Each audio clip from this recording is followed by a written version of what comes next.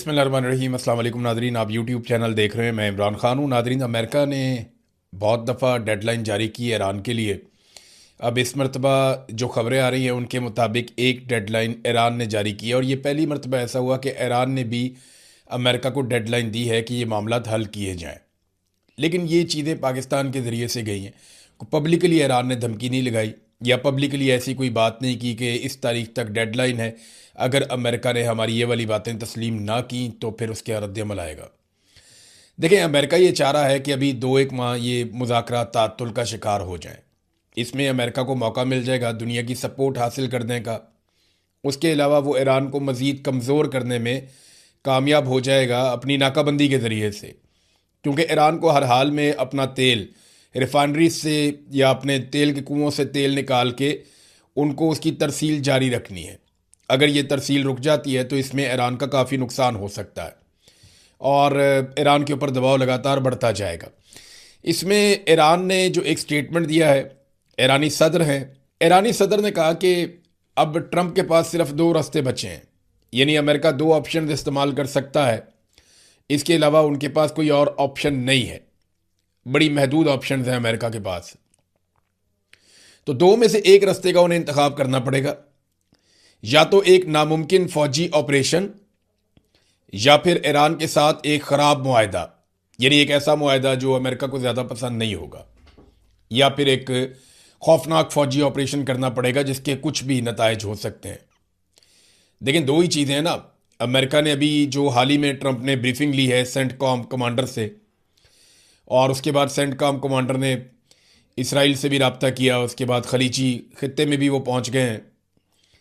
तो वो तो लड़ाई का ऑप्शन है।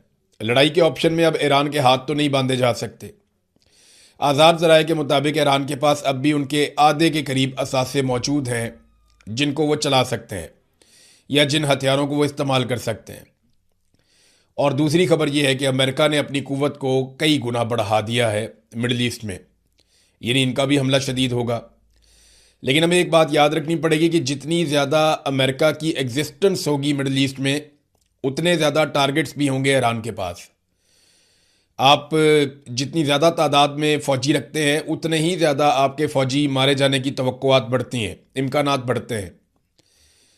लिहाजा अमेरिका के लिए इतना आसान नहीं रहेगा। तो ईरान ने कहा कि दो ही ऑप्शन है, या तो आप एक मुश्किल तरीन नामुमकिन तरीन ऑपरेशन में चले जाएं, आप कोशिश करें कि ईरान से यूरेनियम उठा के ले जाएं, आप कोशिश करें कि आप आबनाए हुर्मुज़ के ऊपर मुकम्मल तौर पे कब्ज़ा कर लें। ये चीज़ें अगर आप करते हैं और एक बड़ी जंग आप ईरान के साथ शुरू करते हैं, तो वो आप शुरू करेंगे तो ख़त्म तो आप अपनी मर्ज़ी से नहीं कर पाएंगे। तो ये एक मुश्किल ऑप्शन है। दूसरा ऑप्शन ये है कि अमेरिका मैदान जंग में जो चीज़ें नहीं जीत पाया उन्हें टेबल पे जीतने की जिद छोड़ दे और एक ऐसा मुआहदा कर ले जो अमेरिकन की नज़र के अंदर थोड़ा ख़राब मुआहदा है। अब ये जो मुआहदा है इसके हवाले से कुछ मुतालबात सर्कुलेट कर रहे हैं। ईरान की जो सरकार से जुड़ी हुई तस्नीम न्यूज़ एजेंसी है, उन्होंने ये खबर दी है कि ईरान ने पाकिस्तान के ज़रिए से वाशिंगटन को जो तजावीज़ पहुंचाई हैं, इनमें 14 नकात हैं, यानी 14 ऐसी चीज़ें हैं जो ईरान ने अमेरिका के सामने रखी हैं। इनमें ख़ास ख़ास चीज़ें कुछ सामने भी आ गई हैं।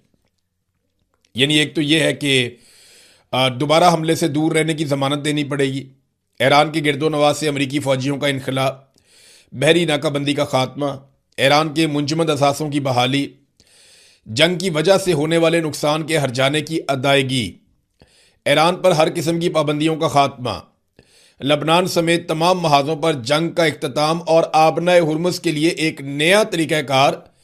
ये वो उमूर हैं उन 14 निकात के अंदर जिनमें ईरान ने तजावीज़ भिजवाई हैं अमेरिका को पाकिस्तान के ज़रिए से।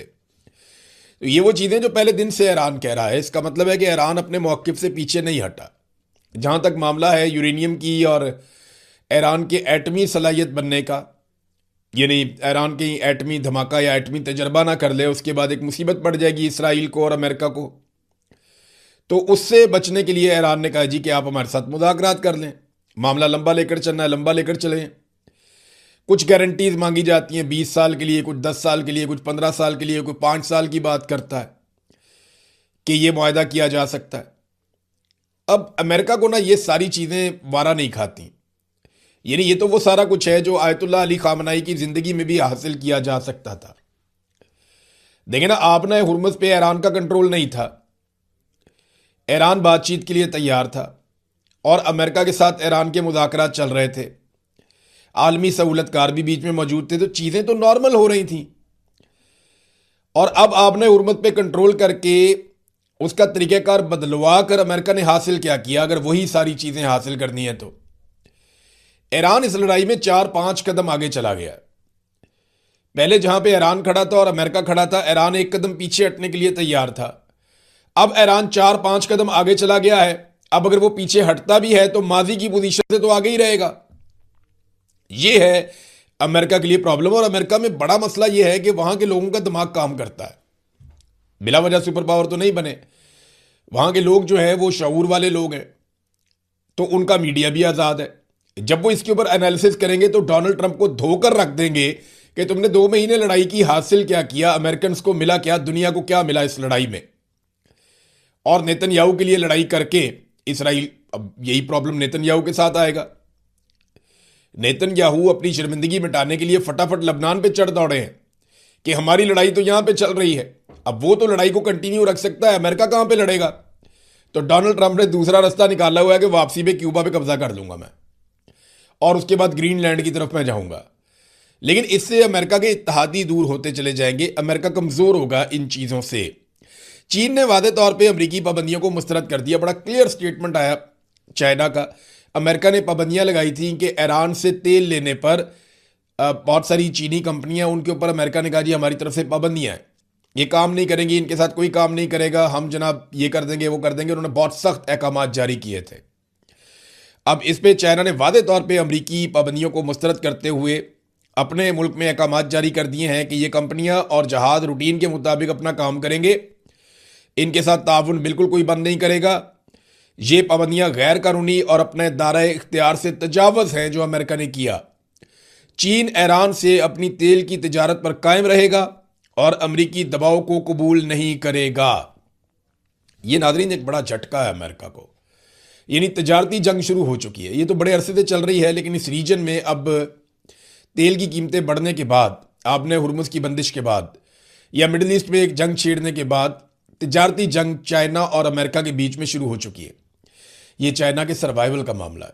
चाइना को हर हाल में फ्यूल अपने मुल्क में लेकर जाना है, उसके बगैर उसका गुजारा नहीं है। जंग के बाद नाजरीन एनर्जी की कीमतें बढ़ रही हैं, लेकिन सबसे ज़्यादा एनर्जी की कीमतें जो बढ़ी हैं पूरी दुनिया में, वो पाकिस्तान के अंदर बढ़ी हैं। पाकिस्तान ने इसको अपना माशी खसारा पूरा करने का एक बहाना बना लिया कि जनाब जंग लगी हुई है, ये भी दे दो, वो भी दे दो, वो भी दे दो, वो भी दे दो। तो जंग के बहाने वो अवाम की जेबें काट रहे हैं। दुनिया ने जंग के दौरान अपने अपने शहरियों को सहूलत दी, दुनिया ने रिलीफ दिया अपने शहरियों को, टैक्सेस में कमी की। पाकिस्तान एक ऐसा मुल्क है जिसने जंग के बहाने टैक्सेस को दुगने से ज़्यादा कर दिया, और वो सिर्फ इसलिए किया कि ये मौका है लोगों की जेबें काटने का। इकॉनमी तो वैसे भी नहीं चल रही। पाकिस्तान की सरकार के पास, फील्ड मार्शल आसिम मुनीर के पास किसी किस्म का कोई ऐसा मुआशी मनसूबा नहीं है जो पाकिस्तान को मौजूदा बदतरीन मुआशी हालात से निकाल पाए। अब जब वो नहीं निकाल पा रहे तो उनके पास रास्ता क्या है कि बिजली पे पैसे कमाओ, गैस पे पैसे कमाओ, पेट्रोल पे पैसे कमाओ, या लोगों से इतने टैक्सेस ले लो, तनख्वाहदार तबके को कुचल के रख दो, इतने टैक्सेस ले लो कि कुछ ना कुछ करके आप अपना खसारा पूरा करने की कोशिश करें, और बड़े पैमाने पर कर्जे भी लें, जिसका रिकॉर्ड इन्होंने तोड़ दिया। यानी पाकिस्तान ने जब से पाकिस्तान बना तब से लेकर अब तक जितना कर्जा लिया, उतना कर्जा फील्ड मार्शल आसिम मुनीर ने आने के बाद ले लिया। यानी ये 4 सालों के अंदर उतना कर्जा पाकिस्तान ले चुका है। ये पाकिस्तान के साथ हुआ। तो जंगबंदी के बाद जो एनर्जी की कीमतें सबसे ज़्यादा पाकिस्तान में बढ़ी हैं, और पेट्रोल जो है वो उस पर 44%, कोई डीजल 85%, और बिजली के ऊपर कोई 35%, और गैस के ऊपर भी इसी तरह कीमतों में इजाफा लगातार होता चला जा रहा है, और अभी मजीद इजाफा होगा।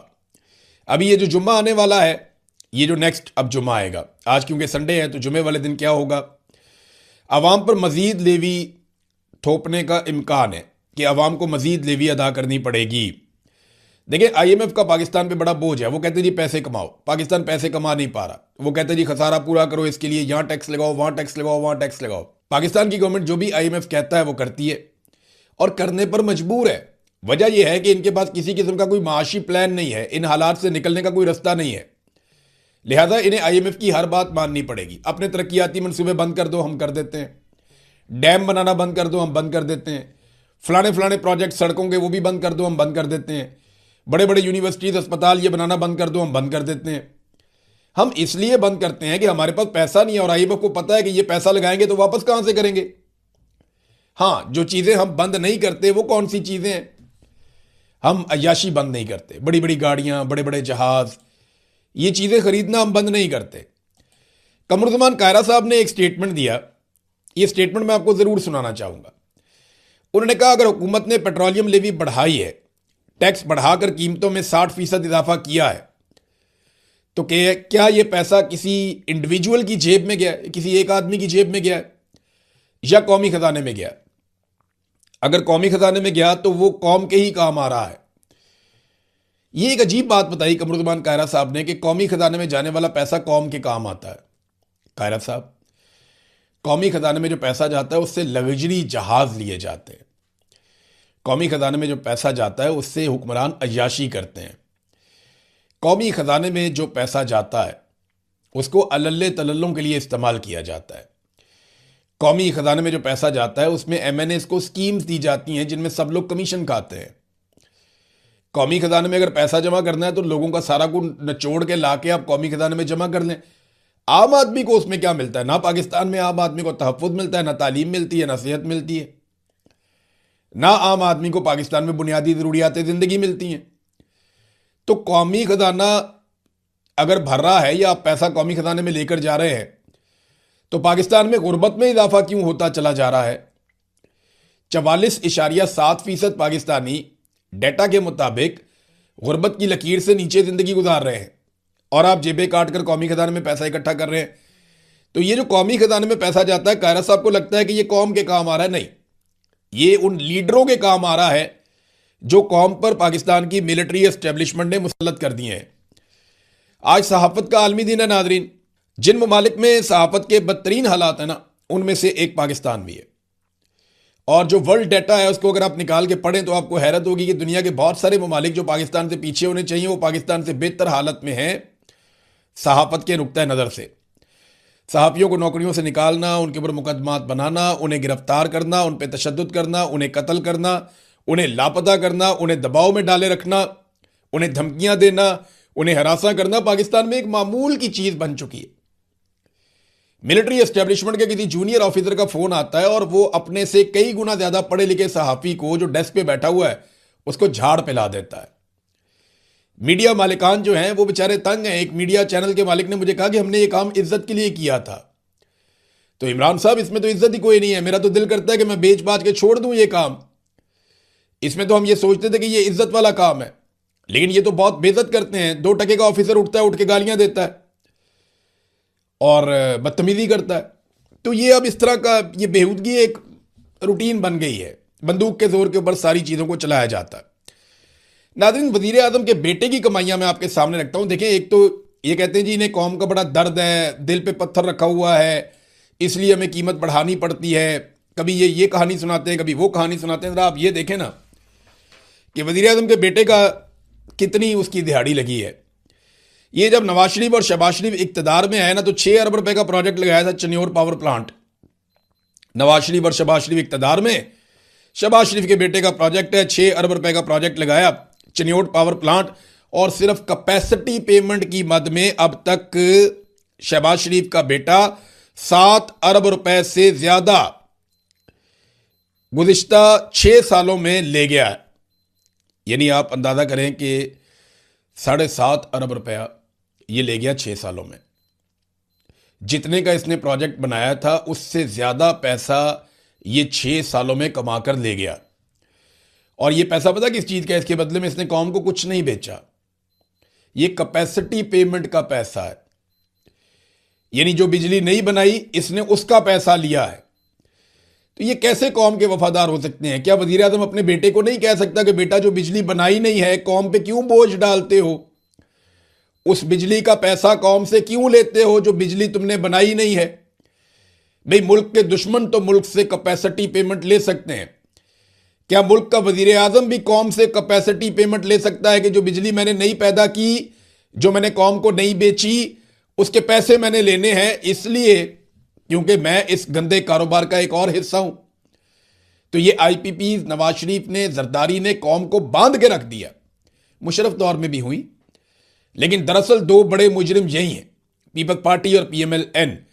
इन्होंने इस तरीके से आईपीपी लगाए अपने फ्रंटमैनों के जरिए से, अपने ताल्लुकदारों के जरिए से, कि आज वो पैसा बना रहे हैं और पाकिस्तानियों को बिजली भी नहीं मिल रही।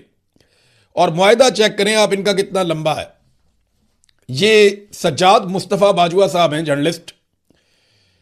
इन्होंने, सज्जाद मुस्तफ़ा बाजवा साहब ने, फॉर्मर एफआईए ऑफिसर हैं ये, इन्होंने बताया कि चन्योट पावर लिमिटेड की दस्तावेजात इन्होंने शेयर की और बताया कि लाइसेंस 11 जून 2014 को दिया गया और खत्म होगा 30 जून 2045 में। यानी आप 2045 तक शहबाज शरीफ के बेटे को कैपेसिटी पेमेंट देते रहेंगे।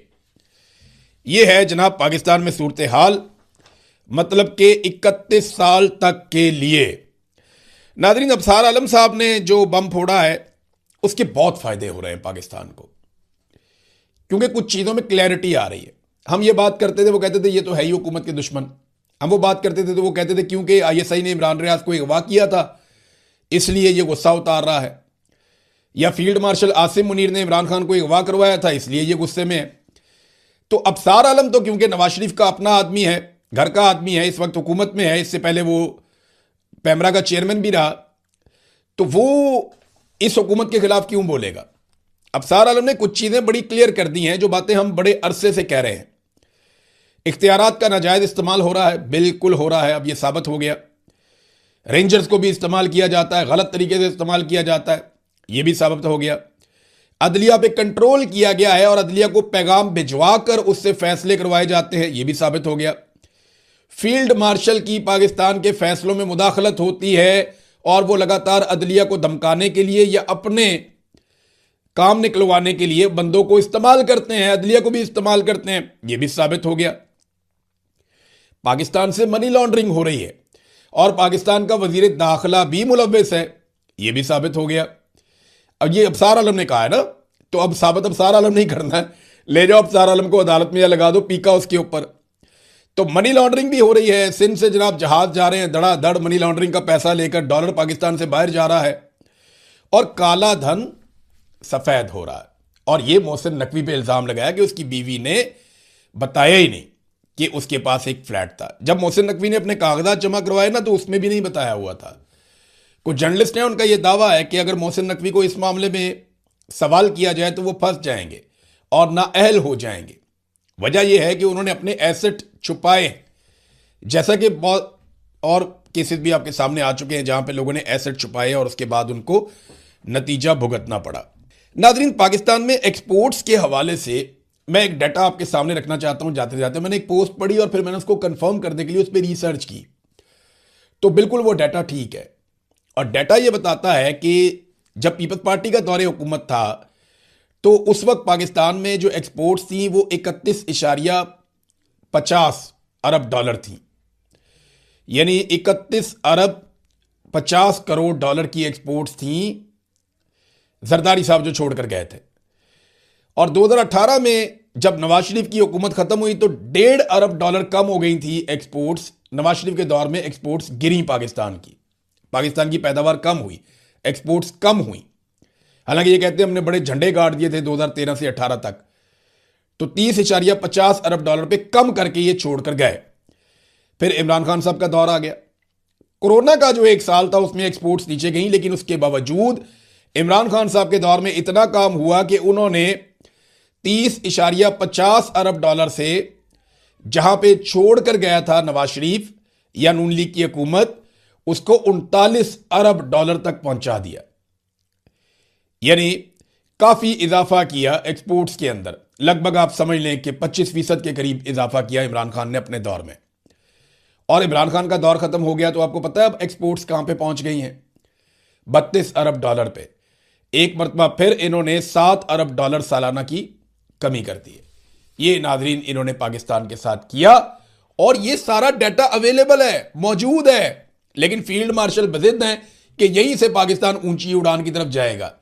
ये सारी वो शक्लें ही नहीं है। इन्होंने तो पाकिस्तान को लूट के बर्बाद किया, इन्होंने तो आईपीपीज लगाए, इन्होंने तो करप्शन मुतारिफ करवाई, इन्होंने तो कमीशन लिए सारे के सारे, और इनके साथ शामिल रहे हर दौर के अंदर जर्नैल और डिक्टेटर्स।